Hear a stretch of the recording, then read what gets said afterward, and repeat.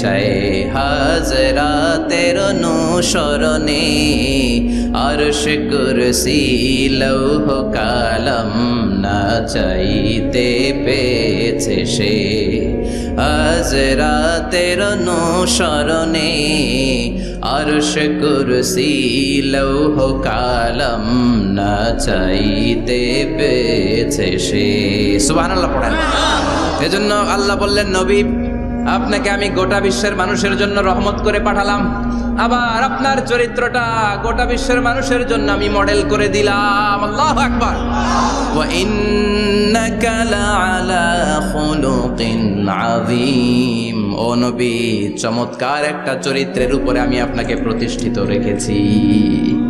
And verily you are on a very good standard of character.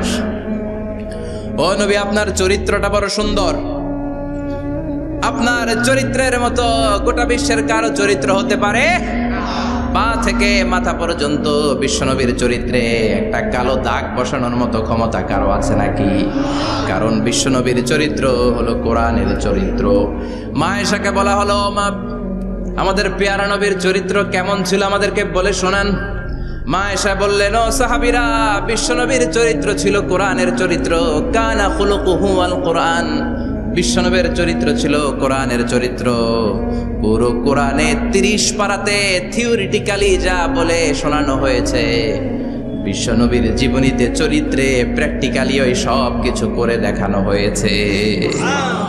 পুরো কোরআনে 30 পারাতে theoretically যা বলা, বিশ্বনবীর চরিত্রে প্র্যাকটিক্যালি সেটা করে দেখানো।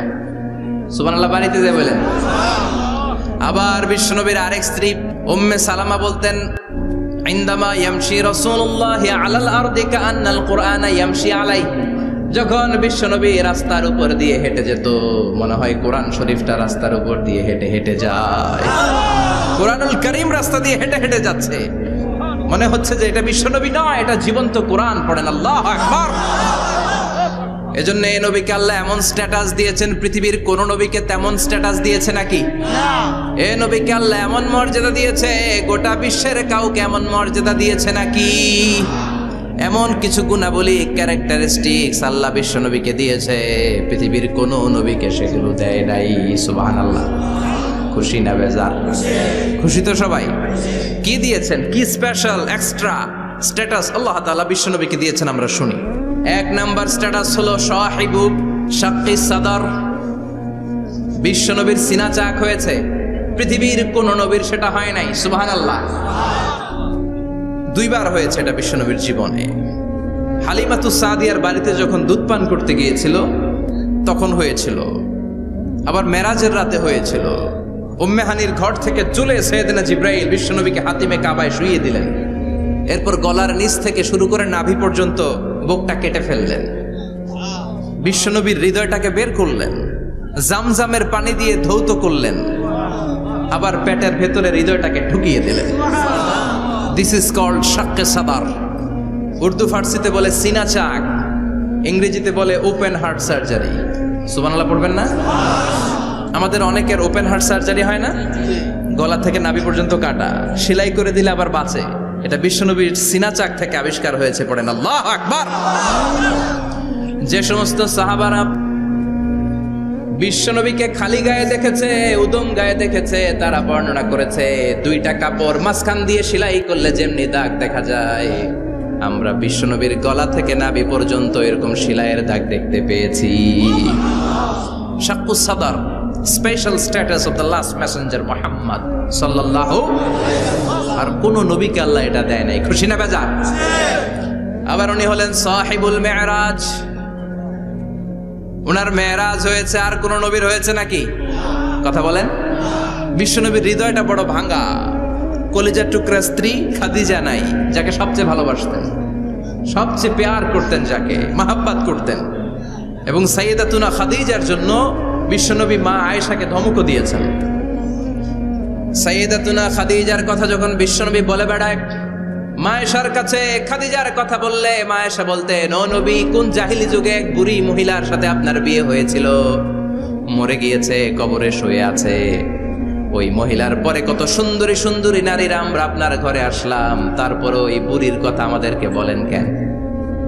ওই বুড়ির কথা শোনান কেন? বিশ্বনবী রেগে গেলেন। সাইয়্যিদাতুনা খাদিজাকে বুড়ি বলার কারণে বিশ্বনবী মা আয়েশার চোয়ালটা এইভাবে চেপে ধরেছে।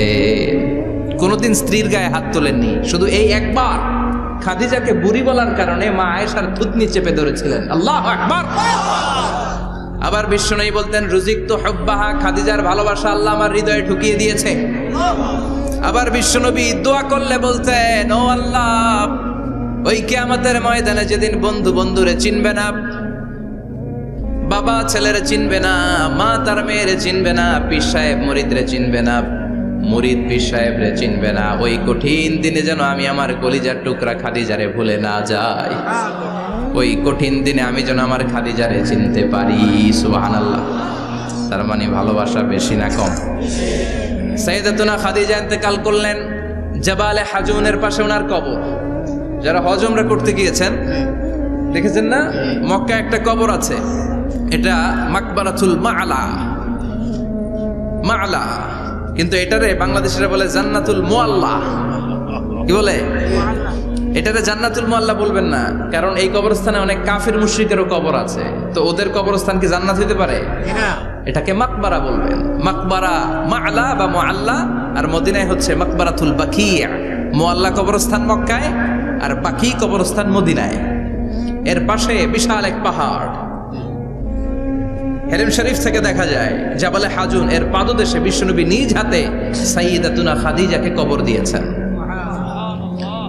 কবর দিয়ে সবাই চলে যায়, বিশ্বনবী যায় না।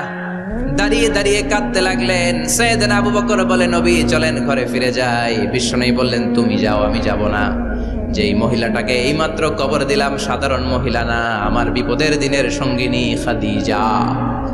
আজীবন আমাকে ছাতার মতো শেল্টার দিয়েছে, সমস্ত সম্পদ আমার পায়ের সামনে বিছিয়ে দিয়েছে রে আবু বকর। কি প্যার করতেন বিশ্বনবীকে। সাইয়্যিদাতুনা খাদিজা ইন্তেকাল করলেন, চাচা আবু তালেব ইন্তেকাল করল। দাওয়াত দেওয়ার জন্য বিশ্বনবী ওই তায়েফের ময়দানে গেলেন। তায়েফের ছেলেরাও পাথর মেরে বিশ্বনবীর দেহটারে ঝাঁঝরা করে দিল। বলেন ঠিক কিনা? খেয়ে না খেয়ে দিন প্রচারের কাজে নিজেকে দিয়েছ বিলিয়ে। তায়েফের কাফিরেরা চিনল না সে আলো, দুষ্ট ছেলেদের পিছু দিল লেলিয়ে। পাথরের আঘাতে ক্ষত বিক্ষত হয়ে সারা শরীর থেকে রক্ত ঝরে। হে রাসূল তোমাকে ভুলি আমি কেমন করে, হে রাসূল তোমাকে ভুলি আমি কেমন করে। ঠিক কিনা? খাদিজা নাই, আবু তালেব নাই, তায়েফে যে মার খেয়ে আসলেন, অন্তরটা একেবারে ভাঙা, আর মন বসে না, কিচ্ছু ভাল লাগে না। বিশ্বনবীর মনের ভেতরে হাহাকার। বিশ্বনবীর মনে হলো ডানে বায়ে দুনিয়ায় আমার মনে হয় কেউ নাই। বিশ্বনবী দুনিয়ায় বসে কষ্ট পায়, আরশের উপর থেকে এগুলো দেখে কে? আল্লাহ প্ল্যান করছেন কেমন করে আমার বন্ধুর মনটারে ভালো করা যায়। বিশ্বনবীকে স্পেশাল সারপ্রাইজ দেওয়ার জন্য আল্লাহ প্ল্যান করলেন। জিব্রাইল ডেকে বললেন, ও জিব্রাইল, আমার পেয়ারা নবীকে স্পেশাল সারপ্রাইজ দিব, কিন্তু এই সারপ্রাইজের গিফটটা তোমার হাত দিয়ে আমি দিতে চাই না, তুমি দিয়ে আসলে হবে না। আমার পেয়ারা নবীকে দুনিয়া থেকে টান দিয়ে আমার আরশের উপরে নিয়ে আসো। সাহিবুল মেরাজ, যেই নবীর মেরাজ হয়েছে আর কোন নবীর হয় নাই। এই মেরাজ করতে যে কত কাণ্ড, কত প্ল্যান প্রোগ্রাম আল্লাহর। টাইমের স্পিডকে আল্লাহ থামিয়ে দিলেন। মক্কা থেকে উঠিয়ে বিশ্বনবীকে এক মরুভূমিতে রাখা হলো রাতে। বললেন দোয়া করেন। দোয়া করে বিশ্বনবী বললেন, ভাই জিবরাইল, এটা কোন জায়গা, কোথায় দোয়া করব? সাইয়েদনা জিবরাইল বলেন, নবী কিছুদিন পরে এই জায়গায় আপনি হিজরত করে আসবেন, এই জায়গার নাম ইয়াসরিব, মদিনা। দোয়া করলেন। আবার সেখান থেকে তুলে এক পাহাড়ে রাখা হলো। নবী দোয়া করেন। দোয়া করে নবী বললেন, এটা কোন পাহাড়? অন্ধকার, আমি তো কিছু চিনি না। সাইয়েদনা জিবরাইল বললেন, নবী এটা সাধারণ পাহাড় নয়, এই পাহাড়ের কথা আল্লাহ কোরআনে বলেছেন, এই পাহাড়ের কসম আল্লাহ কোরআনে খেয়েছেন। এই পাহাড়টা হলো আপনার ভাই মুসার পাহাড়, তুর পাহাড়। তুর পাহাড়ে তিনি দোয়া করলেন। কত কিছু করে বিশ্বনবীকে আল্লাহর আরশে নিয়ে যাওয়া হলো, সাহিবুল মেরাজ। বিশ্বনবী ছাড়া আর কোন নবীর কি এরকম মেরাজ হয়েছে? সবাই বলেন হয়েছে। এরপর উনি হলেন সাহিবুস শাফা, শাফাতের মালিক। বিশ্বনবী ছাড়া কিয়ামতের ময়দানে কেউ আমাদের জন্য সুপারিশ করতে পারবে? পাগল হয়ে যাব আমরা। সূর্যটা মাথার কাছে, ক্ষুধায় তৃষ্ণায় জিহ্বাটা কুকুরের মতো বের হয়ে ঝুলতে থাকবে। মাথার মগজগুলো গলে গলে নাকের ছিদ্র দিয়ে কানের ছিদ্র দিয়ে বেয়ে বেয়ে পড়তে থাকবে। বাবা ছেলের দেখলে দিবে দৌড়, বলবে চিনি না, ইয়া নাফসি আল্লাহ আমারে বাঁচাও, ঠিক কিনা? পীর সাহেব মুরিদ রে বলবে চিনি না, মুরিদ পীর সাহেব রে বলবে চিনি না, ভাই ভাই রে চিনবে না। সব নবী আর সব উম্মতের একটাই জিকির, ইয়া নাফসি ইয়া নাফসি। নবীও জিকির করে ইয়া নাফসি, উম্মতও জিকির করে। সবাই সাইয়েদনা আদম রে ধরবে, সাইয়েদনা আদম বলবে আমি পারবো না। নূহের কাছে যাও, সাইয়েদনা নূহ বলবে পারবো না। ইব্রাহিমের কাছে যাও, সাইয়েদনা ইব্রাহিম বলবে পারবো না।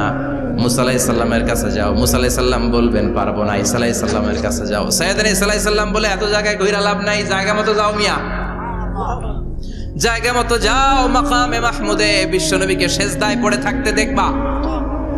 ওই নবী ছাড়া আজকের এই ভয়ঙ্কর আমাদের সবার বিপদের দিন, এই বিপদের দিনে আল্লাহর সামনে দাঁড়িয়ে কথা বলার মতো সাহস আজকে কারো নাই। বিশ্বনবী কাঁদতে থাকবেন, সেজদায় পড়ে কাঁদবেন।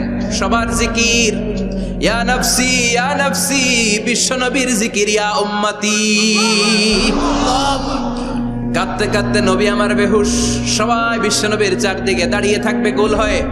আমার নবী মাকামে মাহমুদে সেজদায় পড়ে থাকবে। বিশ্বনবীর কান্না দেখে আল্লাহর সহ্য হবে না। আল্লাহ বলবে না নবী ইরফা রাসাক, মাথা ওঠান, আর সইতে পারি না। সাল তুতা, এবার চান, কি লাগবে আপনার সব দেব। ওয়াশফা তুশাফা, যার জন্য সুপারিশ করবেন তাকেই জান্নাত দিয়ে দেব। বিশ্বনবী বলেন লিকুল্লি নবিয়্যিন দাওয়া মুস্তাজাবা, সব নবীর দুনিয়াতে একটা স্পেশাল দোয়া ছিল, এটাকে বলে দাওয়া মুস্তাজাবা। এই দোয়াটা করলেই কবুল করে নিয়েছে কে? আল্লাহ। সব নবীর ওই দোয়াটা দুনিয়াতেই করেছেন, শুধুমাত্র কেবলমাত্র বিশ্বনবী তার স্পেশাল দোয়াটা আজ পর্যন্ত এখন পর্যন্ত করে নাই। বিশ্বনবী বলেন ওয়া ইন্নী আখতাবিউ দাওয়াতি শাফাআতান লি উম্মতি ইয়াউমাল কিয়ামাহ, আমি আমার দোয়াটা, আমি আমার স্পেশাল সাপ্লিকেশনটা কিয়ামতের দিন কঠিন মুসিবতের কালে তোমরা যখন বিপদে পড়ে যাবা, আমার স্পেশাল দোয়াটা ওই দিন করে আমি তোমাদের সুপারিশ করে জান্নাতে পাঠায়া দেব।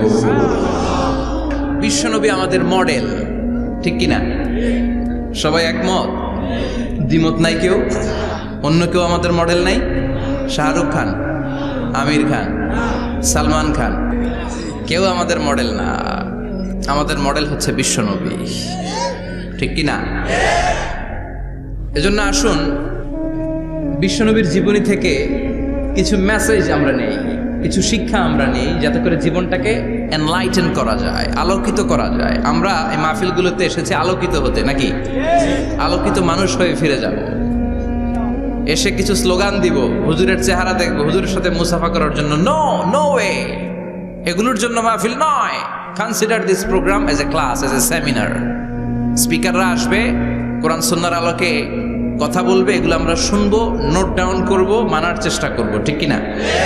মানতে রাজি আছেন তো? সবাই রাজি? সবাই? আল্লাহ তুমি কবুল কর, আমিন। আজকে বিশ্বনবীর জীবনী থেকে 3টা কথা শুনবো। এই 3টা কথা শুনে মানার চেষ্টা করব, তারপরে আমরা একসাথে বিদায় নিব। পড়েন ইনশাআল্লাহ। প্রথমে জানবো আমার নবী দেখতে কেমন ছিলেন। জানতে মনে চায় না? চাঁদের চেয়ে সুন্দর ছিলেন, ঠিক কিনা? আমরা হাদিসের আলোকে দেখার চেষ্টা করব আসলে তিনি কতটা সুন্দর ছিলেন। তাহলে প্রথমে শুনবো উনি দেখতে কেমন ছিলেন, তারপর শুনবো ওনার আচরণ কেমন ছিল।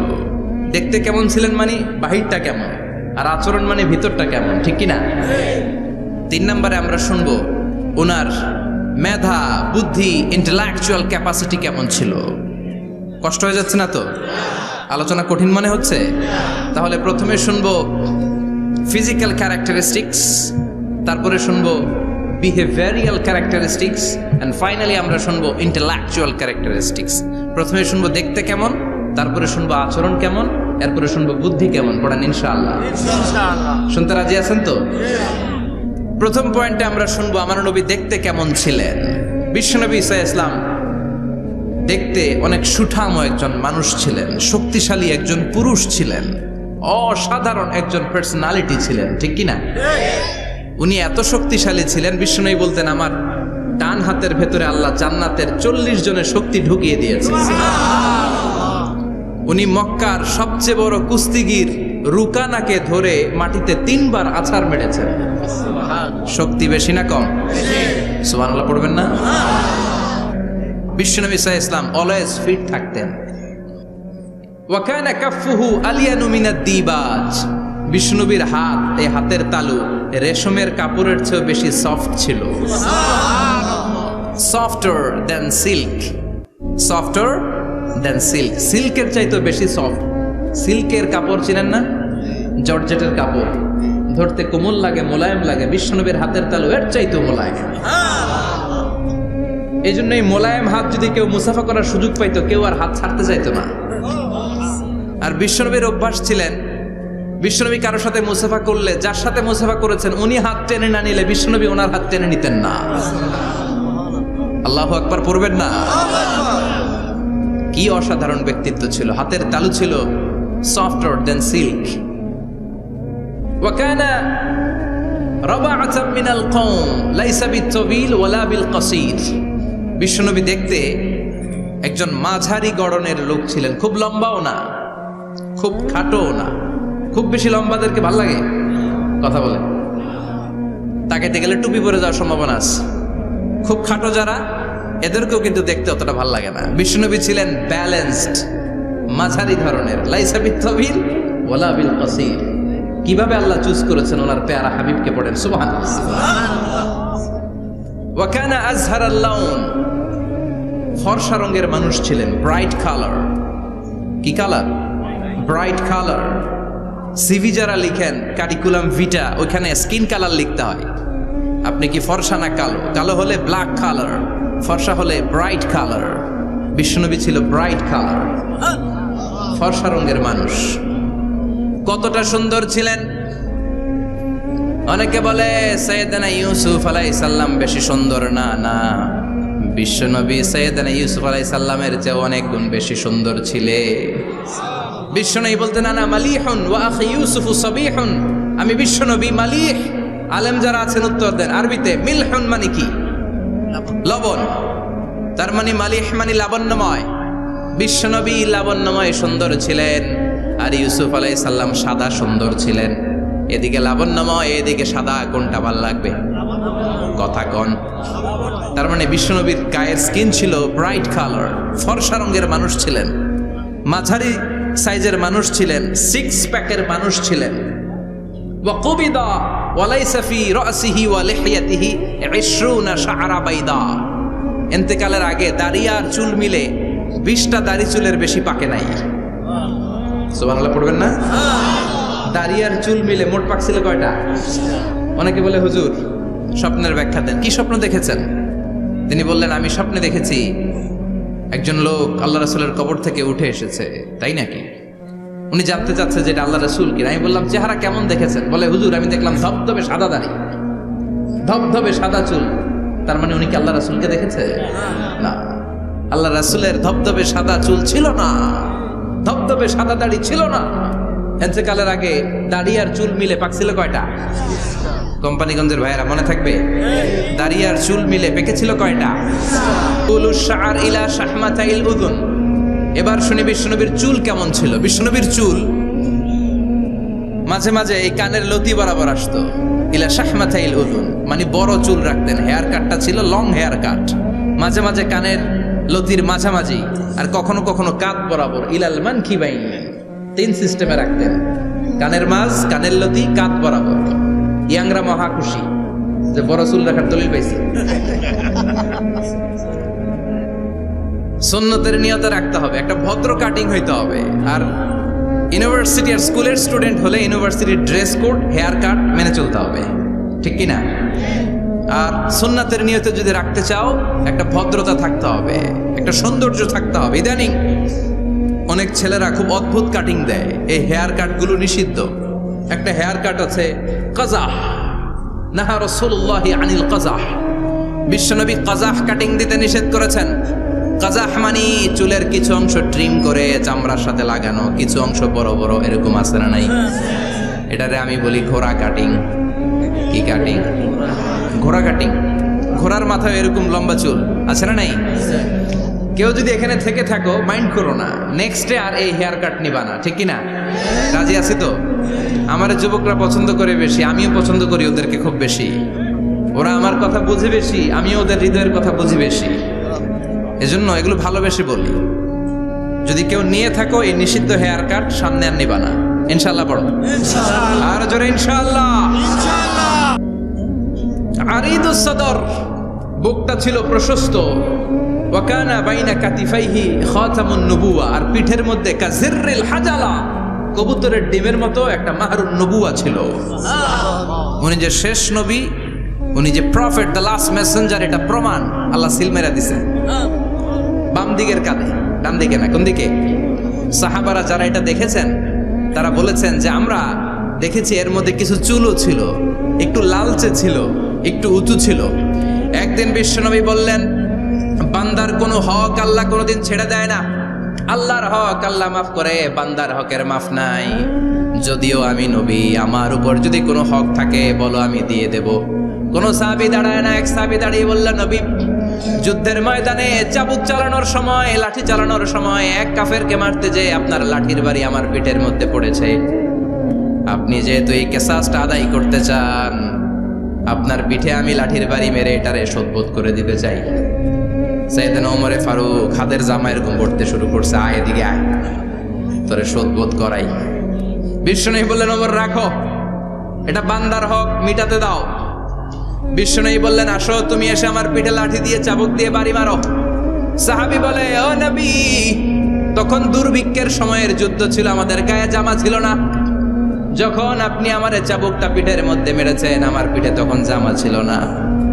আপনি যদি যথা নিয়মে কেসাসটা আদায় করতে চান, আপনার জামাটা খুলেন, খালি পিঠের মধ্যে বাড়িটা মারিস। এবার আর ওমরে ফারুককে ধরে কে? এদিকে আয়, তোরে দেখাইতেছে। বিশ্বনবী বললেন, ওমর থামো, মারতে দাও। বিশ্বনবী উনার জুব্বাটা উপরের দিকে উঠালেন, পিঠের মধ্যে বাড়ি দেওয়ার জন্য ওই সাহাবীকে ডাকলেন। ওই সাহাবী বিশ্বনবীকে পিছন দিক থেকে জড়িয়ে ধরে ওই মোহরে নবুয়তের মধ্যে চুমু দিয়ে ফেলেছে। সাহাবী বললেন, নবী গো, এই নাটক করার জন্য আপনি আমারে মাফ করে দিয়েন। আপনি বিশ্বনবী, উদম গায়ে আপনারে দেখা যায় না, খালি গায়ে আপনারে দেখা যায় না। শুনেছি আপনার পিঠের মধ্যে মোহরে নবুয়ত আছে। অনেক দিনের সাধনা, জল্পনা কল্পনা, আপনার মোহরে নবুয়তে আমার ঠোঁটটা আমি লাগাবো। আপনার মোহরে নবুয়তের মধ্যে আমার ঠোঁটটা লাগিয়ে আমার ঠোঁটটারে আমি জাহান্নাম থেকে পরিত্রাণ করাবো। এজন্য প্ল্যান প্রোগ্রাম করে এতক্ষণ আপনার জামাটা খুলতে বলেছি। আপনার উপরে আমার কোনো হক নাই। আমার আব্বা মা, আমার সম্পদ, আমার জীবন আপনার জন্য কোরবান গো নবী। বিশ্বনবীর পিঠে বাম দিকে খাতামুন নবুওয়া ছিল, মাহরে নবুওয়া। কোন বর্ণনা এসেছে উনি এই মাহরে নবুওয়া দিয়ে পিছন দিকে দেখতেন। বিশ্বনবী যখন নামাজ পড়তেন উনি বলতেন, ইস্তাকিমু ওয়া'তাদিলু ইয়ারহামুকুমুল্লাহ, কাতার সোজা করো, ফাঁকা জায়গা বন্ধ করে দাও, কারণ আমি সামনে যেমনি দেখি পেছনেও তেমনি দেখি। অনেকে বলেন বিশ্বনবী পেছনে দেখতেন এই মাহরে নবুয়তের জায়গাটা দিয়ে। এটা ছিল বিশ্বনবীর behind CC camera, behind close circuit camera. আল্লাহু আকবার। বিশ্বনবী ছাড়া কোন নবীর পিঠে এরকম মাহরে নবুয়া ছিল নাকি? কথা বলেন। এজন্য ওই নবীরে গালি দিলে সহ্য হয়? কথা বলেন, সহ্য হয়? আবিয়াদুল ইবতাইন, বগল ছিল শুভ্র সাদা। আমাদের বগল কি সাদা? দুর্গন্ধ, কুৎসিত, কালো, তাই না? বিশ্বনবীরটা কালো? কথা কন, শুভ্র সাদা। আমরা দোয়া করি এভাবে। বিশ্বনবী মাঝে মাঝে দোয়া করতে করতে, বৃষ্টির জন্য যখন দোয়া চাইতেন, আরাফার ময়দানে যখন দোয়া চাইতেন, দোয়া করতে করতে হাতটারে উপরের দিকে করতেন। সবাই এরকম হাত তোলেন, সবাই হাত তোলেন। বিশ্বনবী মাঝে মাঝে আবেগের চোটে এইখান থেকে হাতটা এই জায়গায় নিয়ে যেতেন। সুবহানাল্লাহ। বিশ্বনবী যখন হাত আবেগের চোটে উপরের দিকে উঠাতেন বিশ্বনবীর বগল দেখা যেত। সাহাবারা বলতেন হাত্তা ইরা বায়াদু ইবিতাইহি, এই সুযোগে আমরা দেখতাম ওনার বগলটা ধবধবে সাদা, কোনো দাগ ছিল না। মুস্তাওয়াল জাবিন, প্রশস্ত ললাট ছিল। আসাম্মুল আনফ, খাড়া নাক ছিল। বিষ্ণুবীর নাক কিন্তু বোচা ছিল না। এরকম চারটা নাকরে আপনারা কোম্পানিগঞ্জে কি বলেন? সাকমা, কি নাক? হ্যাঁ, বুসা, নাক বুসা বা বোচা। বিষ্ণুবীর নাক এই চাকমা স্টাইলে নাক ছিল না, খাড়া ছিল, খাড়া নাক ছিল। সুবহানাল্লাহ পড়ো। মুফাল্লিজুল আসনান, দাঁতগুলো ছিল পরিপাটি। বিশ্বনবীর দাঁতের দিকে তাকালে, বিশ্বনবীর হাসির দিকে তাকালে মনে হতো হাসিতে যেন মুক্তা ঝরে। বিশ্বনবী দেখতে কেমন ছিল আন্দাজ পাচ্ছেন না মোটামুটি? এই চমৎকার দেহটা নিয়ে যখন আয়নার সামনে দাঁড়াতেন বিশ্বনবী জোস জোস পোজ দিতেন না। এখনকার ছেলেপেলেরা বলে আয়নার সামনে দাঁড়াইয়া দেই জোস জোস পোজ, আছে না নাই? বিশ্বনবী জোস জোস পোজ দিতেন না। বিশ্বনবী আয়নার সামনে দাঁড়িয়ে বলতেন আল্লাহুম্মা হাসানতা খালকি ফাহসিন খুলুকি, ও আল্লাহ আমার চেহারাটা যেমনি আপনি সুন্দর বানিয়েছেন আমার হৃদয়টারেও সুন্দর করে দেয়। What a attitude, what an attitude! কি অ্যাটিটিউড ছিল ওনার!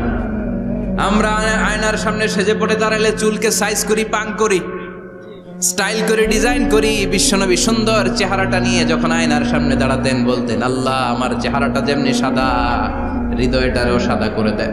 কিছু মানুষ আছে চেহারা সাদা হৃদয় কালো, আছে না নাই? কিছু মানুষ আছে চেহারাটা কুচকুচে কালো অন্তরটা সাদা, এমন মানুষও আছে না নাই? বিশ্বনবীর ভেতরও সাদা বাহিরও সাদা। সুবহানাল্লাহ। আর এই সুন্দর সাদা দেহ নিয়ে আয়নায় দাঁড়িয়ে পড়তেন আল্লাহ চেহারা যেমনি সুন্দর চরিত্রটাও সুন্দর করে দেয়। এজন্য আয়নার সামনে দাঁড়িয়ে এই দোয়ার দরকার, আছে না নাই? পড়তে রাজি আছেন? মনে থাকবে না মাহফিল শেষ ভুলে যাবেন? মনে থাকবে? আয়নার সামনে আপনি যখন দাঁড়াবেন, আপনার স্ত্রী যখন দাঁড়াবে, আপনার বাচ্চারা যখন দাঁড়াবে বলে দিবেন বাবা আয়নার সামনে দাঁড়ানোর দোয়া পড়ো। কত অসাধারণ দোয়া! পড়েন আওয়াজ করে আমার সাথে, আল্লাহুম্মা হাসানতা খালকি ফাহসিন খুলুকি, আল্লাহুম্মা হাসানতা খালকি ফাহসিন খুলুকি। এর মানে আল্লাহ আমার চেহারাটা করেছো সুন্দর, আমার আচরণ আমার চরিত্রটাও সুন্দর করে দাও। চিৎকার করে পড়েন আমিন। তাহলে বিশ্বনবীর ব্যাপারে তিনটা কথা আমরা শুনবো বলেছিলাম, প্রথমটা শুনে ফেলেছি। মানে উনি দেখতে কেমন ছিল, উনি দেখতে কেমন ছিল এর মধ্যে আমাদের আমলের কিছু নাই, শুধু বর্ণনা করা আর শোনা আর বিশ্বনবীকে ভালোবাসা, ঠিক কিনা? কারণ উনার না খাড়া, আমার তো খাড়া নাও হইতে পারে। উনি সুন্দর, আমি তো শ্যামলা হইতে পারি, কারণ এটা আল্লাহর দেয়া পরীক্ষা, ঠিক কিনা? দ্বিতীয় পয়েন্ট থেকে আমাদের আমল শুরু। দ্বিতীয় পয়েন্ট ছিল বিশ্বনবীর আচরণগত বৈশিষ্ট্য। আমার নবীর বিহেভিয়ার কেমন ছিল, কন্ডাক্ট সিস্টেম কেমন ছিল, ম্যানার কেমন ছিল, মানুষের সাথে কমিউনিকেশনটা কেমন ছিল, ব্যবহারিক জীবনটা কেমন ছিল, এগুলো আমল করার দরকার, আছে না নাই? কষ্ট হচ্ছে? কষ্ট হচ্ছে? মনোযোগ আছে তো? মনোযোগ আছে না গেছে? আমরা এবার শুনবো বিশ্বনবীর আচরণ কেমন ছিল। বিশ্বনবী যখন রাস্তা দিয়ে হাঁটতেন ইয়ামশি হাউনান, বিনয়ের সাথে হাঁটতেন। ইয়ামশি হাউনান, রহমানের বান্দারাও বিনয়ের সাথে রাস্তা দিয়ে হাঁটে, ঠিক কিনা? ওয়া ইবাদুর রহমানিল্লাযীনা ইয়ামশুনা আলাল আরদি হাওনাও ওয়া ইযা খাতাবাহুমুল জাহিলুনা ক্বালু সালামা। রহমানের বান্দারা যখন রাস্তা দিয়ে হাঁটে বিনয়ের সাথে হাঁটে, তারা অহংকার প্রদর্শন করে না, মানুষের সাথে বিনয়ের সাথে রাস্তা দিয়ে হাঁটে। এজন্য রাস্তা দিয়ে যখন হাঁটবো বিনয়ের সাথে হাঁটবো। রাজি আছেন তো? নাকি অহংকার প্রদর্শন করে হাঁটবেন? বিশেষ করে যুবকেরা, ৩-৪ জন যুবক একসাথে হলে রাস্তায় ওদের আর কারো হুঁশ জ্ঞান থাকে না, পুরো দুনিয়াটাই মনে হয় দুনিয়াটাই আমার, আছে না নাই? না, মুরব্বীকেও সম্মান করবা, মহিলাদেরকে সম্মান করবা, তোমার জায়গায় তুমি হাঁটবা, ভদ্রভাবে হাঁটবা। ভদ্রভাবে হাঁটার দরকার, আছে না নাই? উনি মুরব্বী, একদিন উনিও তোমার মতো যুবক ছিল, ঠিক কিনা? এই যে আমার কালো দাড়ি আজীবন কালো থাকবে? কথা বলেন। উনার সাদা দাড়ি ছোটবেলায় মনে সাদা দাড়ি নিয়ে আসছিল না? হ্যাঁ, উনিও একদিন তাগড়া যুবক ছিল, উনিও কোম্পানিগঞ্জ বাজারে দাঁড়ালে লোকজন তাকিয়ে থাকতো, ঠিক কিনা? তার মানে রং ধরা যৌবন জং ধরে শেষ। যৌবন সব সময় থাকে না, সার্টেন একটা পিরিয়ডের জন্য আল্লাহ দিয়েছে। এজন্য যুবক ভাইরা, তোমাদের রক্ত গরম, তোমাদেরকে বিনয়ী হতে হবে বেশি, ঠিক কিনা? রাজি আছো তো সবাই? বিশ্বনবী বিনয়ের সাথে হাঁটতেন। ওয়াকানা ইয়াতাবাসসাম, সবসময় মুচকি হাসতেন। কি করতেন? মুচকি হাসেন তো আপনারা? হাসেন না? মুচকি হাসবেন, কারণ মুচকি হাসতে পয়সা লাগে না। লাগে? মুচকি হাসি দেন তো একটা। এই যে সবার এখন মুচকি হাসি, পয়সা লাগছে? কথা কর।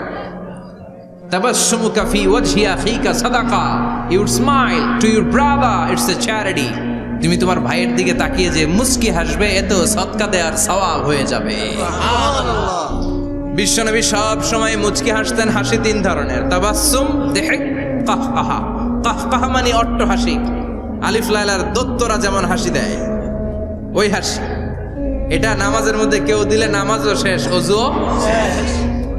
আর দিহক, হালকা আওয়াজে হাসি, সামান্য দাঁত দেখা যায় মাঝে মাঝে। বিশ্বনবী মজা করে এরকম হাসি দিতেন, কিন্তু সব সময় বিশ্বনবীর ঠোঁটের মধ্যে মুচকি হাসি লেগেই থাকতো।